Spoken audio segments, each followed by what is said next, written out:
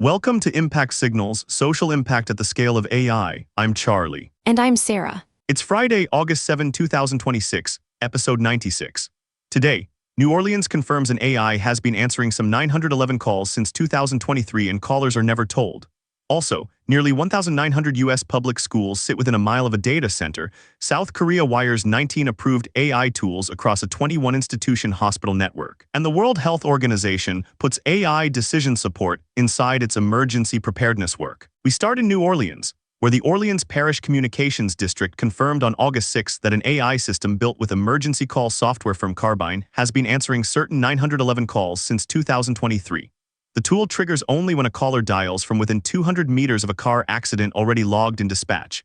It confirms the caller is reporting the same crash, says the incident is being handled, and asks them to stay on the line only if they are directly involved or have new information. What makes this significant is the disclosure gap.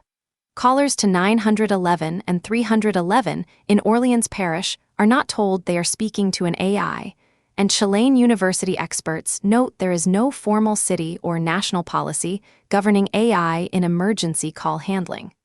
3 years in production, and no policy layer above the vendor contract. The numbers are specific. The district says the AI now absorbs 15 to 18 of every 20 calls about a single accident, freeing roughly 1 extra productive hour per dispatcher per day in a chronically understaffed center. International Business Times, Fox 8 New Orleans, and GovTech all covered the confirmation, which came only after a more perfect Union post drew over 32,000 views and reignited national debate. The model is the easy part. The hard part is the policy vacuum this deployment ran in. New Orleans is one of the first U.S. cities where a live traffic 911 AI has been publicly confirmed, which makes it the test case other communications districts will be measured against. So the headline stands on its own. A U.S. 911 center has run production AI call handling for 3 years, with measurable load relief, and callers were never told. What comes next is scrutiny. Other parishes and states use the same vendor pattern, and now that the practice is on the record, the disclosure and oversight questions go to them too. That is the governance line. The load relief is real, and so is the fact that the public only learned about it 3 years in. Second signal, the physical footprint of AI infrastructure on schools. An analysis published August 6 by the 74 finds 1,878 U.S. public schools within 1 mile of an operational or approved data center. Brown University researchers built the count from Business Insider and National Center for Education Statistics data, and California leads with 602 schools, 32% of the national total. Right. And the forthcoming research from the same Brown team is the part watch. Students attending school within a mile of a data center show lower math scores than peers just 1 to 2 miles away. That is the first measured academic effect in a debate that until now ran on anecdotes. The mechanisms named are concrete, 24/7 mechanical noise, heat islands extending up to 6 miles that can cut outdoor recess during heat waves, construction traffic, and costs. One Virginia school system expects $5 million in increased energy costs, and Henrico County, Virginia alone hosts 37 data centers. In Coweta County, Georgia, the 832-acre project sale site sits near an elementary school, where 60% of students live in poverty. This is the first national, school-level accounting of that footprint. What comes next is the formal publication of the math score study and citing fights in the counties named, where school boards now have data to cite. Moving to South Korea. Korea Biomedical Review reported August 5 on the AI Connected Care Operating Network, ACON, a government-backed pilot led by Seoul National University Bundang Hospital that connects 19 approved AI tools across 21 institutions, from tertiary hospitals down to local clinics. What makes this significant is the operational target, the adoption barrier itself. Hospitals differ widely in data infrastructure, and wiring each AI product into electronic medical records separately puts the cost and technical risk on every hospital alone.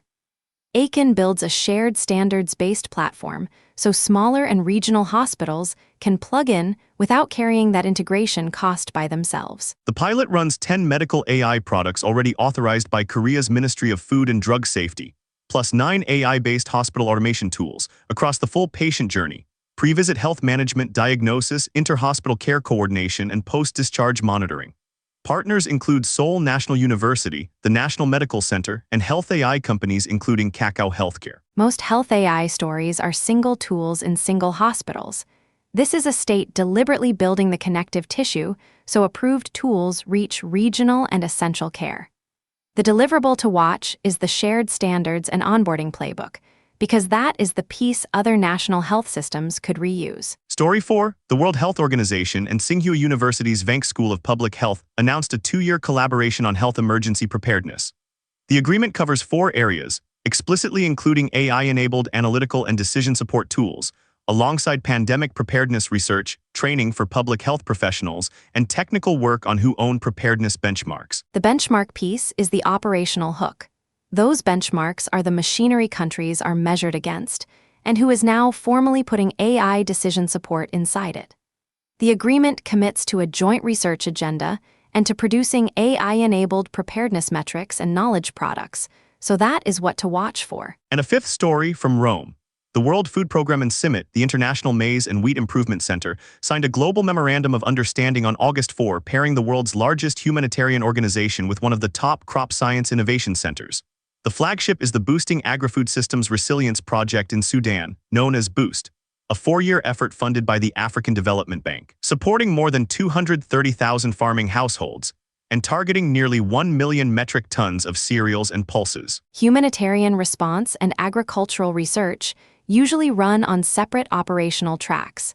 This agreement hardwires them together at the institutional level, with Sudan as the funded proof case. The test is replication, which additional country programs get built under the framework, and whether Boost hits its million-ton production target. On the Disaster Watch, GDAX, the Global Disaster Alert and Coordination System, has an orange alert on a magnitude 6.3 earthquake near Sarangani in the Philippines, with roughly 10,000 people exposed to strong shaking. Red alert flooding continues in China, with 10 deaths reported and over 830,000 people affected. Tropical cyclone Dolphin 26 remains active with maximum winds of 269 kilometers per hour. A forest fire is burning in Greece. A multi-country drought alert covers the Democratic Republic of the Congo, Kenya, Tanzania, and Uganda. And India's monsoon flash floods continue across Kerala, Uttarakhand, and Assam. One concrete link to today's lead: incident-driven call surges.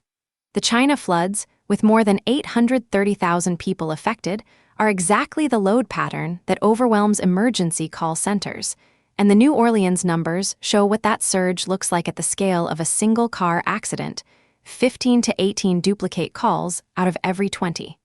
A flood multiplies that surge many times over. Funding Watch, 3 open calls. The World Meteorological Organization's flood and drought management programs are running a competition for youth-led resilience projects. 2 prizes of 3,000 Swiss francs, about $3,650 US, plus 9 months of implementation mentorship, deadline August 31. The Mohammed bin Rashid Al Maktoum Global Water Award, with an explicit AI and machine learning focus this cycle, has a $1 million US total pool and an extended deadline of September 30. And the Innovate Africa Challenge from Smart Africa and FAO, the UN Food and Agriculture Organization, supports African AI for agriculture innovators and also closes August 31. The catch worth reading closely is on the Water Award. The $1 million US pool is split across 4 categories: innovative projects at $540,000, research and development at $400,000, plus smaller individual and crisis solutions prizes. So match the category to what you actually operate. The youth competition is limited to ages 18 to 35 in English or Spanish, and both August 31 deadlines are about 3 weeks out. The through line today: AI is already running inside public systems, 911 dispatch, hospital networks, preparedness benchmarks, and the disclosure and governance layer is being built after the fact in public. For practitioners, New Orleans is the case that sets the pattern. 3 years of quiet operation, then confirmation, then scrutiny.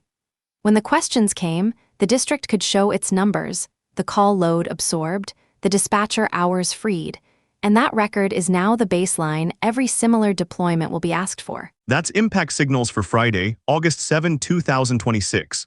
If this briefing is useful, subscribe wherever you get your podcasts. Check us out at impactsignals.ai and share it with someone working in the field. Stay ready.